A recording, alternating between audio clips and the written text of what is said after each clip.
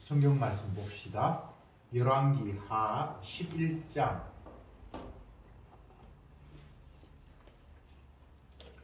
1절부터 마지막 절까지 교독하겠습니다. 아하시야의 모친 아달랴가 그 아들의 죽은 것을 보고 일어나 왕의 씨를 진멸하였으나 요람왕의 딸 아하시야의 요세바가 아하시야의 아들 요아스를 왕자들의 죽임을 당하는 중에서 도적하였고 저와 그 유모를 침실에 숨겨 아달랴를 피하여 죽임을 당치 않게 한지라.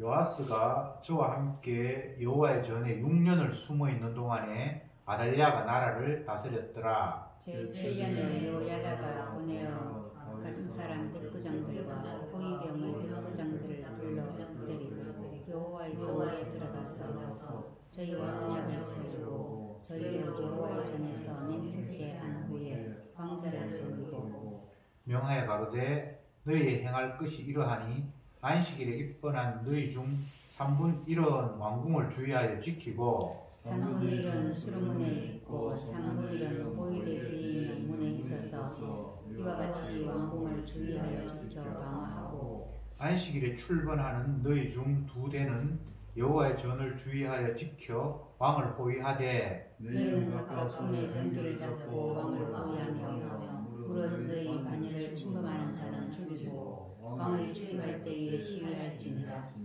백부장들이 이에 제사장 여호야다의 모든 명대로 행하여 각기 관할하는 바 안식일에 입번할 자와 출번할 자를 거느리고 제사장 여호야다에게 나오매 제사장이 여호와의 전에 있는 다윗 왕의 창과 방패를 백부장들에게 주니 호위병이 각각 손에 병기를 잡고 왕을 호위하되 전 우편에서부터 전 좌편까지 단과 전 곁에 서고 여호야다가 왕자를 인도하여 율반을 세우며 율법책을 주고 기름을 부어 왕을 삼으되 무리가 박수하며 왕이 만세를 부르니라. 아달랴가 호위병과 백성의 소리를 듣고 여호와의 전에 들어가서 백성에게 이르러 봄에 왕이 이르기로 그때 길 위에 섰고 온 국민이 즐거워하여 낙타를 부는지라. 아달랴가 옷을 찢으며 외치되 만약이로다 만약이로다. 제사장 여호야다가 군대를 거느린 백부장들에게 명하여 가로되 반열 밖으로 몰아내라. 무릇 저를 따르는 자는 칼로 죽이라 하니 제사장의 이 말은 여호와의 전에 쓰는 저를 죽이지 말라 함이라. 이에 저희들을 열어주매 저가 왕궁 말 달리는 길로 통과하다가 거기서 죽임을 당하였더라. 여호야다가 왕과 백성으로 여호와의 언약을 세워 여호와의 백성이 되게 하고 왕과 백성 사이에도 언약을 세우게 하매 온 백성이 바알에 나와서 그 당을 흡파하고 그 단들과 우상들을 깨뜨리고 그 단 앞에서 바알의 제사장 mat단을 죽이니라. 제사장이 관리들을 세워 여호와의 전을 수식하게 하고 또 백부장들과 가리 사람과 호위병과 온 국민을 거느리고 왕을 인도하여 여호와의 전에서 내려와서 호위병의 문 길로 말미암아 왕궁에 이르매 저가 왕의 보좌에 앉으니 온 국민이 즐거워하고 성중이 평온하더라. 아달랴를 우리가 왕궁에서 칼로 죽였더라. 요아스가 위에 나아갈 때에 나이 7세였더라. 아멘. 오늘 읽은 본문의 내용은 굉장히 잔인한 그 살인극이 벌어지는 왕궁에서 누가 왕권을 잡을 것인가 라는 문제 때문에 죽고 죽이는 그런 일들이 기록되어 있습니다. 아하시야의 모친 아달랴가 여기 보면 아하시야 여기 이제 아하시야의 모친 아달랴가 이 아달랴는 아합의 딸인데 이 북쪽하고 남쪽하고 서로 혼인을 해가지고 이쪽으로 넘어온 사람이거든요. 이 아합의 딸이 요람과 결혼을 했는데 그래서 태어난 아들이 아하시야입니다. 그러니까 이제 요람이 죽고 난 후에 아들이 아하시야가 왕이 됐는데 이 예후라는 군인이 여호람도 죽이고 아하시아도 죽여버렸거든요. 그러니까 이 아달랴가 아하시아 자기 아들이 죽었다는 소식을 듣고 1절 다시 봅시다. 아하시아의 모친 아달랴가 그 아들이 죽은 것을 보고 일어나 왕의 씨를 진멸하였으나 이렇게 나오죠. 근데 이게 참 웃기는 이야기가 왜 아달랴가 왕의 씨, 그럼 자기 아들의 아들이니까 손잡을 되잖아, 그죠? 그런 자들을 왕의 씨를 다 진멸해 버리려고 했다라는 게 참 이상합니다. 아무리 자기가 왕이 되고 싶었지만 손자를 다 죽이고 자기가 왕이 되지 않는다는 게 이게 정상적인 상태는 아니에요. 그러니까 이것을 왜 이렇게 했을까 뭐 이렇게 따지기는 못하고 성경은 이제 언약적인 관점에서 봐야 하기 때문에 아합의 씨는 다 진멸이 돼야 되잖아요. 하나님의 약속에 의해서. 이 사람은 이 북쪽에 있는 사람들은 씨가 다 거의 다 진멸이 됐잖아요. 요압의 뭡니까? 예후에 의해서. 근데 이 사람은 이쪽으로 씨를 갔으니까 진멸이 안 됐는데 결국은 이쪽에 간 사람마저도 하나님께서 진멸하시기를 계획됐기 때문에 진멸되기 위한 일들을 본인 스스로가 뭔가를 진멸하고, 그러니까 진멸돼야 될 대상이 누군가를 지금 진멸하고 있잖아요. 그런데 그 진멸하는 가운데 한 왕자를 그 고모가, 그리고 왕의 누이가 자기 엄마가 뭐 직접 낳은 엄마인지 모르지만 옛날에 왕에는 여러 자녀들이 부인이 많고 하니까 직접 그 아달랴의 친딸인지는 모르지만 어쨌든 왕의 누이가 그 위에 아달랴가 손자들을 다 진멸하는 그때에 아들 하나를 몰래 숨겨서 보모와 함께 유모와 함께 제사장이 있는 그 성전에서 그 아이를 몰래 숨겨서 키웠다. 그래서 나중에는 제사장이 이 아이가 7살 될 때에 결국은 그 아달랴를 죽이고 아버지의 뒤를 이어서 왕이 되게 했다라는 이야기가 오늘 본문의 내용이거든요. 근데 그 작전 짜기 위해서 뭐 제사장이 안식일날 제사장 일을 하는데 뭐 들어가는 사람 나오는 사람 순번제로 일을 해야 되니까 그 사람들한테 다 짜고 뭐 이렇게 해서 뭐 했다라는 이런 이야기가 오늘 복잡하게 기록이 되어 있는데 간단하게 이야기를 하면 이런 겁니다. 북쪽 이스라엘은 어차피 하나님의 뜻에 따라 세워진 왕국이 아니에요. 남쪽 유다, 다윗의 자손만이 하나님께서 기뻐하시는 그 혈통이잖아요. 하나님께서 이미 다윗에게 약속을 하셨습니다. 먼저 다윗이 이런 생각을 했습니다. 그때 제사장이 이제 선지자가 나단이었는데 나단 선지자를 통해서 나는 이렇게 좋은 왕궁 잘 지은 집에 거하는데 하나님의 언약궤는 아직 천막에 초라하게 있습니다. 이건 내가 마음이 별로 편치를 않습니다. 내가 하나님의 전을 멋지게 짓고 싶습니다 라고 이야기를 했습니다. 그럴 때 하나님께서 선지자 나단에게 하신 말씀이 굉장히 중요한데 그게 이제 다윗 언약이라고 이야기를 하는데 내가 지금까지 단 한 순간도 사람이 만든 전에 그한 적이 없었고 언약궤는 다 그냥 천막에 있었잖아요. 그런데 다윗이 나를 위해서 집을 짓겠다고? 나는 사람의 손으로 지은 전에 거하는 그런 여호와가 아니다 라고 하시면서 여호와 하나님께서 뭐라고 말씀하시는가 하면 내가 너를 위해서 집을 짓고 그 집은 영원히 없어지지 않을 것이다. 네 자손을 통해서 이 이스라엘이 계속해서 번성할 것이고 내가 그 자손을 지키겠다라는 이런 이야기를 합니다. 이건 한번 찾아보면 좋겠네요. 사무엘하 7장 앞으로 가서 사무엘하 7장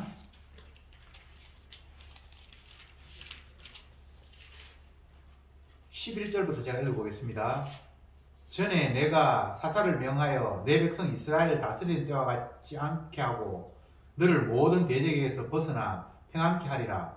여호와가 또 네게 이르노니 여호와가 너를 위하여 집을 이루고 네 수완이 차서 네 수산과 함께 잘 때에 내가 네 몸에서 날 자식을 네 뒤에 세워 그 나라를 경곡해 하리라.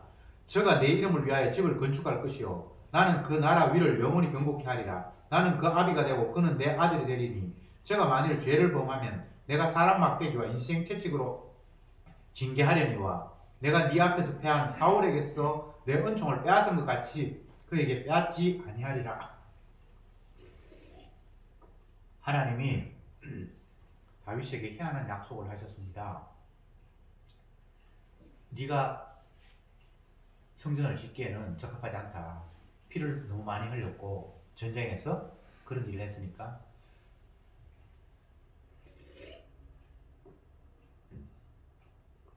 네 몸에서 날 자가 성전을 건축할 것이다. 솔로몬이 성전을 건축할 것이다 이야기죠. 그렇게 말하면서 내가 너를 위해서 이 나라의 위를 영원히 경고케 할 것이다. 그렇게 말씀하셨고 만일 네가 범죄한다 할지라도 채찍으로 너를 징계를 하겠지만 내가 패한 사울 왕처럼 너를 영원히 왕위를 빼앗지는 않겠다라고 이야기를 하셨습니다.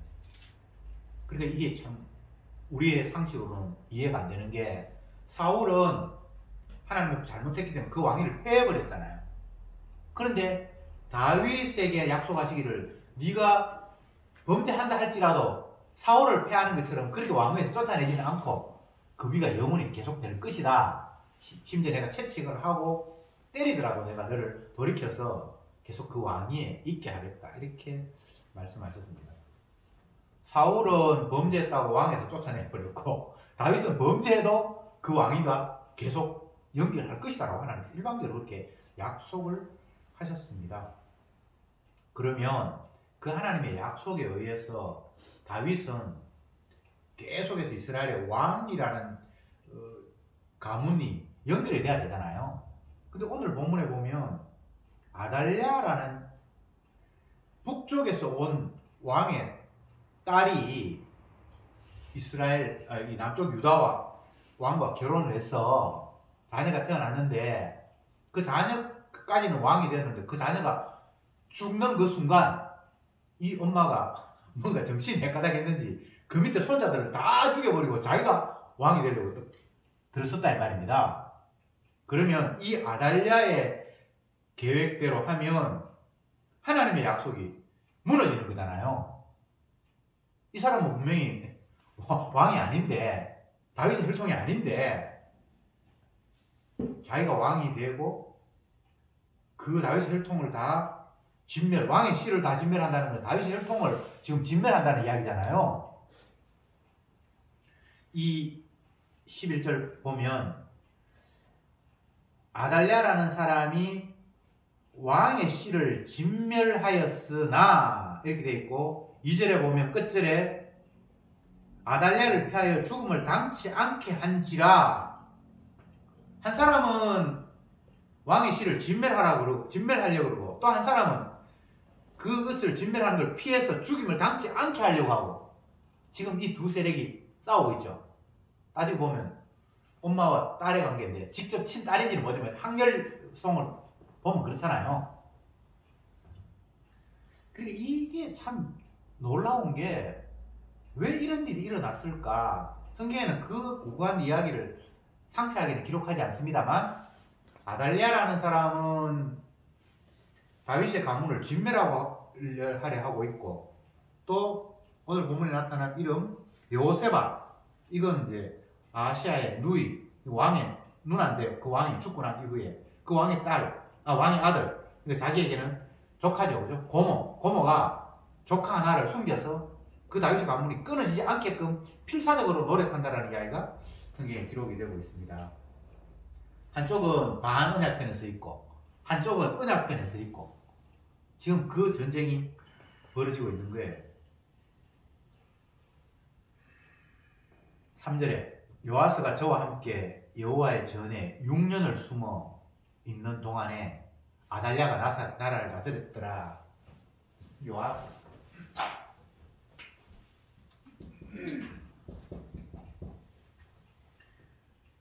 이게 다 다윗의 혈통인데 이 아시아에 이어서 요 중간에 아달랴라는 사람이 잠시 6년 동안 나라를 다스려요. 근데 이 아달랴는 다윗 혈통이 아니거든요. 근데 요아스가 다시 이제 혈통을 잇는다라는 이런 이야기인데, 이 과정에서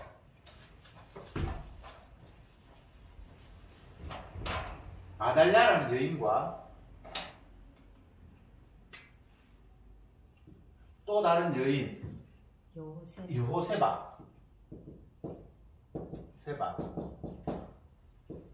요세바는 아시아의 누이, 뭐 여동생인지 누나인지는 모르고 누이고, 이 사람은 아시아의 엄마고,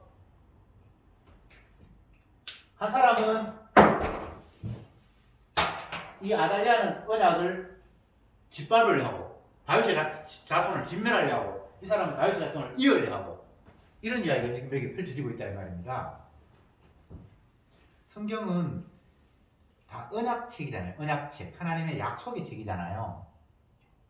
근데 이걸 약속의 책으로 바라보지 못하면, 어떤 여인이 아들이 죽었는데 그 아들의 엄마가 지가 왕이 되려고 손자를 다 죽여버렸다. 참 잔인하다. 세상에 이런 일도 있어요. 역사적으로 보면. 그렇게 보면 언약의 책이 아니잖아요. 언약의 책은 약속이 어떻게 이어져 가는가를 나타내는 책이기 때문에, 아달랴라는 사람이 자식 죽었다는 소식 듣고 손자들 다 죽여서 자기가 왕이 되었다, 그게 중요한 게 아니고, 다윗의 후손들은 그 왕위에서 끊어지지 않는다고 하나님 약속을 하셨는데, 근데 어떤 여인이 자기 욕심 때문에 뛰어들어서 그 일을 막으려고 해. 근데 하나님이 또 다른 편에서 그 약속이 이어지게끔 어린 아이를 죽이는데 한 명을 몰래 숨겨서 성전에서 6년 동안 키웠다가 이제 7살 될 때에 제사장이 그를, 이 사람이 진짜 다윗의 자손이야, 지금 현재 있는 아달랴는 왕이 아니야, 그런 쪽으로 그 어린아이를, 7살 된 어린아이를 성전에서 기름을 부었고 면류관을 머리에 씌우고 그에게 율법책을 주면서 당신이 이 나라의 왕이야, 7살밖에 안 된 아이에게, 그러면서 가짜 왕은 성전 밖에 끌어내서 죽여버리는 사태. 이런 게 왜 성경에 기록돼야 되냐? 의문이 들지만, 언약을 신실하게 이루시는 하나님의 자금이 여기에 그냥 다 담겨 있는 거예요. 아무리 사람이 자기 욕심 때문에 하나님의 언약을 무시하고 지 뜻을 이루려 한다 한들, 하나님이 주무시는 분도 아니고 조시는 분도 아니고 끝까지 자기는 당신의 언약을 실현시키는 분이다 라는 사실을 성경을 통해서 보여주고 있는 거예요. 자, 언약을 실행하시는 여호와 하나님, 그런 관점에서 다시 본문을 보면 두 가지를 볼 수 있습니다. 첫 번째, 아합 가문의 진멸. 북쪽에는 진멸 당했어요. 근데 이 딸이 시집을 와가 남쪽으로 갔으니까 진멸을 안 당했잖아요. 근데 이 엉뚱한 짓 하다가 결국은 죽임을 당하는 거예요. 첫 번째는 아합 가문이 진멸한다는 이야기가 성취된 거고, 두 번째는 다윗 가문의 연결. 하나님은 다윗의 후손을 통해서 계속 왕을 잇겠다라고 약속하셨잖아요. 근데 엉뚱한 여자가 그걸 자기도 모르게 욕심 때문에 끊으려 했을 때 하나님께서 가차없이 그를 잘라버리고 다시 혈통을 이었다. 이 이야기가 오늘 말씀의 핵심이란 말이죠. 우리는 끝없이 내 계획하고 욕망하는 바를 이루기 위해서 달려가는 사람들입니다. 내가 유쾌하다, 기분 좋다, 그러면 내가 계획하고 생각한 바가 이루어질 때에 그게 기분 좋고 유쾌한 거예요. 반대로 내가 계획하고 생각한 바가 안 이루어지고 그 계획과 점점 더 멀어진다. 그때부터는 짜증이 나고 불쾌하고 신경질이 난다 이 말입니다. 근데 성경을 보면 인간의 계획이 이루어지는 게 하나도 없어요. 하나님이 자기 계획만 성취되는 거예요. 하나님이 자기 계획을 성취하는 일에 사람들을 그냥 하나님께서는 이용하시고 활용할 뿐이에요. 오늘 본문에 나타난 제사장 여호야다가 어린 아이를 몰래 숨겨놨다가 7살 되어서 머리에 기름을 붓고 왕으로 선포해버리고 여왕을 죽여버리잖아요. 이게 굉장히 큰 모험이잖아요. 제사장이 제사장 일만 열심히 하면 되지. 왜 현재 뭐 다윗 혈통이 아니든 말든 그 왕이 된 여자를 그냥 열심히 순종하면 월급 받아먹고 살 수 있는데 그렇게 안 한다 이 말입니다. 물론 이 역대하에 보면 이 고모, 어린 조카를 숨긴 이 고모가 제사장의 아내 여호야다하고 부부예요. 성경에 그렇게 돼 있어요. 여기는 지금 그렇게 안 돼 있습니다만 역대하에 보면 그렇게 기록되어 있어요. 어쨌든 뭐 부부든 말든 지 할 일 하고 밥 먹고 살고 하는데 아무 지장이 없는데 왜 그렇게 위험한 왕의 자리에 있는 사람을 쫓아내고 제대로 된 왕을 세우려고 7살 되면 사실은 왕으로서 역할도 못하는데 그럼에도 불구하고 다윗 혈통을 이어야 되겠다라는 이 마음을 가지고 이런 위험한 행동을 하는가. 그러니까 하나님 앞에 다 사형당하는 거예요. 이 사람들은 모든 인생은 모든 피조물들은 하나님의 언약을 위해서 활용당하는 존재들입니다. 자기 욕망 없어요. 만약 이 일을 하다가 자기 생명이 끊어진다 할지라도 주님이 활용하시면 우리는 그 일로 실패한다 할지라도 그 일에 끌려가야 되는 거예요. 내 욕심 없습니다. 내가 원하는 바라는 것이 우리에게 있으면 안 됩니다. 하나님은 자기 뜻대로 하시는 분이에요. 사람 좋게 하시는 분이 아니에요. 토기장이가 자기가 원하는 대로 토기를 빚으시지 흙이 원하는 대로 만들어주시는 분이 아니에요. 토기장이와 진흙은 아예 관계 자체가 이게 질이 다르다요. 근데 자꾸 우리는 하나님하고 같이 어깨를 나란히 하려고 하잖아요. 거래하려고 하고 내가 하나님 앞에 예배 드리고 기도하고 말씀 순종하면 주님 내 원하는 데 해주십시오라고 마치 주님과 우리가 나란히 뭔가를 할 수 있는 것처럼 우리는 의식을 하고 있잖아요. 그거 없거든요. 성경에는 하나님은 창조주 우리는 피조물이에요. 창조주가 자기 뜻을 이루기 위해서 피조물을 그냥 만들고 마음대로 활용하시는 분이에요. 근데 우리가 자꾸 착각하고 있잖아요. 피조물이 마치 창조주가 된 그냥 하나님과 어깨를 나란히 하면서 주님 내가 하나님 기분 좋게 해줄 테니까 주님도 나에게 기분 좋게 해주십시오라는 이런 식의 거래를 자꾸만 떠올려요. 이게 선악과 따먹은 후유증이에요. 마귀가 계속해서 우리를 부추기죠. 네가 원하는 대로 돼야 돼. 하나님마저도 마음을 기쁘게 하면 하나님께서 네 원하는 거 들어줘.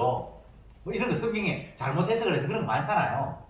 뜻대로 구하시면 들으시리라 이렇게 있는데 그 뜻은 다 얻어가는데 없고 열심히 기도하면 하나님이 주신다는 식으로 성경을 해석하고 있잖아요. 물론 그와 유사한 표현들도 많습니다. 다 오해지만 그러니까 하나님하고 자꾸 거래하려고 하는 거예요.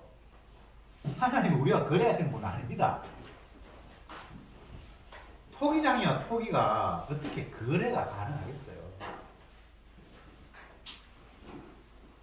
지난주에 제가 겪었던 이야기를 한 가지 얘기해 볼게요. 제가 일이 있어서 서울에 갔었는데 전철을 딱 탔는데 내가 이제 전철을 타야 될 선이 9호선이에요. 그러니까 막 지하 몇 층까지 있어서 굉장히 혼란스러워서 9호선이 어디 가는가 딱 보니까 지하 4층에 가면 9호선이 있대요.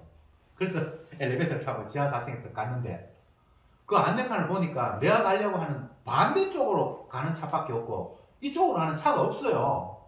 그래서 사람들한테 묻고 해도 뭐 어떤 사람은 대답도 그 사람도 시골 사람인지 대답도 안 해주고 그래 한참 쳐다보니까 없어요.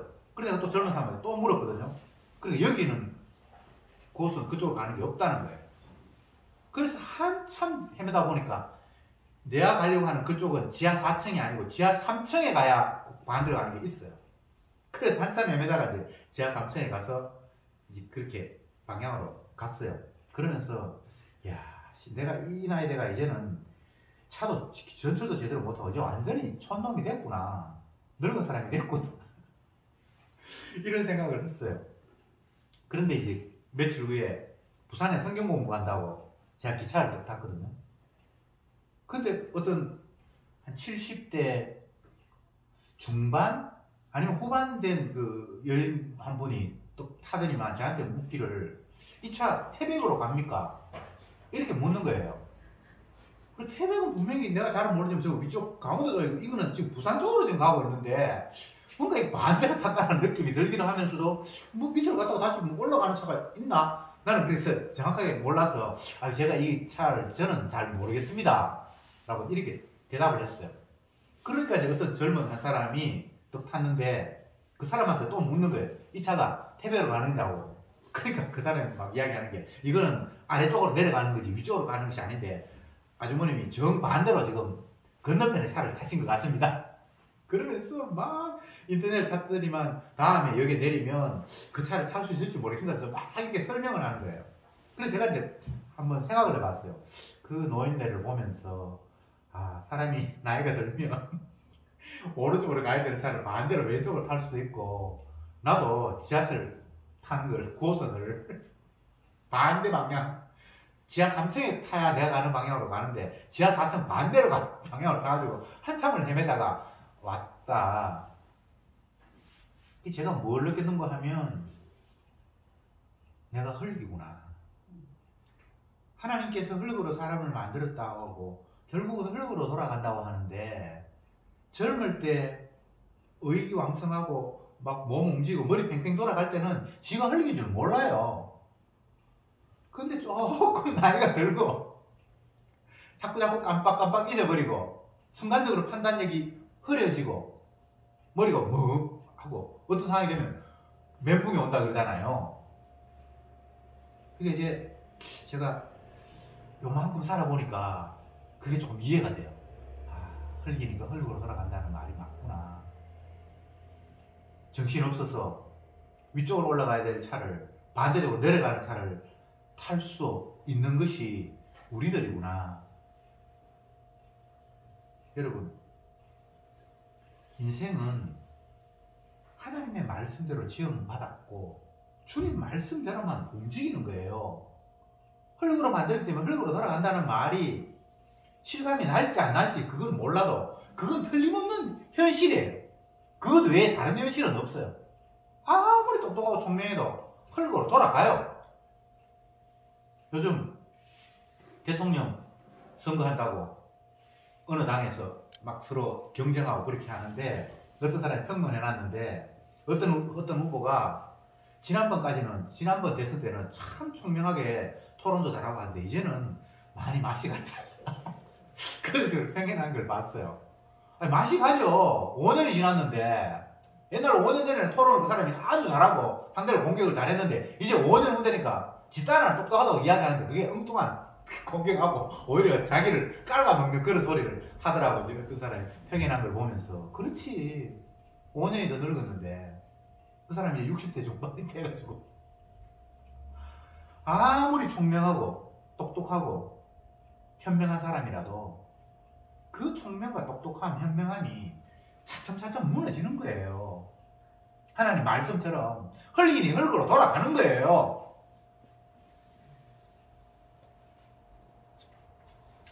여러분, 하나님 말씀만큼 정확한 게 없습니다. 내 판단을 아무리 세밀하게 해도 내 경험이 틀림없다고 해도 그거 다 헛방이에요. 오늘 본문에 나타난 이 아달랴라는 이 여인, 아들이 갑자기 살해를 당하고 이 상황에서 내가 이 나라를 지켜야 되겠다. 옛날 왕비였을 때는 자기 남편의 나라였고 아들이 왕이었을 때는 아들의 나라였는데 그 아들이 살해당하고 나니까 어떻게 이 왕권이 어떻게 넘어갈지 모르니까 뭐 삼촌도 있고 있을 테니까 욕심에 내가 이 나라를 지켜야 되겠다는 그런 생각을 아달랴는 할 수 있잖아요. 그러니까 문제 소지가 되는 혈통들을 다 아예 끊어버리고 내가 이 나라를 한번 잘 해보겠다. 인간적인 관점에서 그런 생각을 충분히 할 수 있어요. 근데 그게 뭐가 문제입니까? 하나님의 언약과 배치되는 것이 다윗의 혈통을 통해서만 내가 이 유다 나라를 연결하겠다고 하셨는데 엉뚱한 지가 남편의 나라, 아들의 나라 이제 내가 지키겠다라는 이 욕망 자체가 하나님의 언약에 반했다는 생각을 자기는 꿈에도 못했을 거예요. 이게 제일 문제인 거예요. 저와 여러분들이 이 땅을 살아가면서 이런 결정도 하고 저런 결정도 하고 하는데 그 수많은 결정이 과연 하나님의 언약, 신약으로 이야기하면 예수 그리스도의 보혈의 피를 자랑하는 그런 방향으로 가고 있는지 그렇지 않은지를 성경은 우리에게 오늘 이 본문을 통해서 질문을 던지고 있는 거예요. 인간은 다 자기 계획이 있어요. 어떤 사람은 시대를 잘 읽어서 뭐 집을 사기도 하고 팔기도 하고 주식을 팔기도 하고 사기도 하고 어떤 그 권력 있는 사람의 라인을 이쪽에 붙었다가 저쪽에 붙었다 잘 하면서 지 한평생을 소위 말하는 인사, 핵인사 중요한 위치에서 계속 관심을 받으면서 삶을 영위하는 사람이 있죠. 근데 그게 중요한 게 아니고요. 하나님의 언약은 도대체 무엇을 겨냥하고 있는가? 그게 생명이에요. 주님의 언약을 벗어나버리면 이 세상에서 평생 보여오시게도 그건 라인이 잘못된 거예요. 줄 잘못한 거예요. 대통령 바뀌고 선거철 되고 하면 같은 당에서도 이 사람 밑에 줄 서고 저 사람 밑에 줄 서고 쫙 선대위 만들어서 막 줄을 서잖아요. 누가 왕이 될 것인가를 생각을 해서 내가 판단할 때 저 사람이 왕이 될 것 같다. 그러니까 왕이 될 사람을 밀어야 내가 그 밑에 계속해서 떵떵거릴 거 아닙니까? 이게 세상 살아가는 원리잖아요. 그런데 오늘 성경을 보니까 그런 식으로 사는 게 아니에요. 하나님의 약속이 도대체 무엇을 지향하고 있는지 오늘 본문에 나타난 이 아달랴 반대편에 서 있는 여호세밧 그리고 여호사밧 제사장 이 부분은 언약의 편에 지금 서 있는 거예요. 현재의 상태에서는 그게 굉장히 위험한 겁니다. 왕이 있는데 다른 사람의 씨를 다 진멸하고 자기가 왕이 됐는데 그걸 거슬려서 그 왕자 하나를 숨기고 6년 동안 키웠다는 게 이게 얼마나 위험한 일입니까? 만약 발각당했다면 다 진멸당하겠죠? 근데 그 위험한 일을 왜 이 사람들이 하죠? 이 사람을 왕으로 시키면 나중에 내가 한 자리 차지하겠지 이런 욕심입니까? 아니에요. 언약의 편에 서 있는 거예요. 한 사람은 언약의 반대편에 서 있고 이쪽은 언약 편에 서 있는 거예요. 물론 이들이 하나님의 언약 편에 서서 결국은 하나님의 원하는 대로 다윗 혈통을 잇는 데까지 성공을 하지만 만약 자기들이 죽임을 당한 한이 있더라도 이건 실패가 아니에요. 내가 됐다 안 됐다 이게 중요한 것이 아니라 성도는 하나님의 언약을 기억하면서 언약의 쪽으로 끌려가야 한다라는 것이 오늘 본문을 통해서 우리에게 주고 있는 내용입니다. 여러분, 하나님의 말씀, 약속 외에 다른 것들은 다 허상입니다. 내가 꿈꾸고 바란다 할지라도 그게 하나님의 약속이 아니면 의미가 없는 거예요. 이 세상을 바라보면서 사람 살기 좋은 세상 되었으면 좋겠다. 전염병 빨리 물러가고 전쟁 없고 핵무기 같은 거 없고 서로 미워하고 질투하는 그런 곳 없는 세상 되었으면 좋겠다. 세계적인 팝 가수가 불렀던 노래 가운데 그런 가사가 있더만요. 만약 세상에 지옥이 없으면 라고 생각해 보았는가? 만약 세상에 전쟁이 없다고 생각해 본 적이 있는가? 그런 걸 상상해 본 적이 있는가? 이제 그 가사를 내가 쭉 보니까 괴롭고 힘든 거 다 없었으면 얼마나 우리가 이게 살기 좋은 세상이 될까라는 것들을 노래 가사에 이제 실었어요. 그건 자기 소망이죠. 하나님은 세상을 어떻게 만드셨습니까? 자기 영광을 위해서 만드셨고 결국은 세상을 심판하기 위해서 만들었어요. 심판의 모습을 노아 시대에는 물로 심판을 하셨죠. 그러면서 마지막 때는 불로 심판하겠다고 약속을 하셨어요. 근데 그 노아의 시대 때 심판받는 모습을 보면 하나님께서 노아에게 방주를 만들어라. 그리고 방주 안에 들어가면 산다. 이렇게 말씀하셨거든요. 근데 방주라는 놈이 희한해요. 우리가 이제 방주라고 하면 뭐 어쨌든 홍수가 일어났을 때에 홍수에서 살아남으니까 물 위에 뜨는 배다 이렇게 생각을 하는데 뭐 배라고 말할 수는 있는데 배라고 치면 좀 우스운 거예요. 어떤 사람은 지붕이 있으니까 거북선하고 닮았다 그러는데 모양이 거북선하고 닮았는지 그건 모르겠습니다만 하나님이 말씀하시고 만들라고 했던 방주는 인간들이 만든 배와 전혀 달라요. 인간들이 배를 만들 때는 배가 앞으로 추진할 수 있도록 노가 있다든지 아니면 어떤 방향으로 바뀌었는지 방향키가 있다든지 그렇잖아요. 근데 하나님이 만든 방주는 추진력도 없고 방향키도 없고 세상적으로 이야기하면 목적지도 없고 방향성도 없는 거예요. 이게 하나님 만든 방주예요. 그냥 주님께서 가라고 하시는 대로 그냥 물의 흐름에 따라서 그냥 이리 가고 저리 가는 게 방주예요.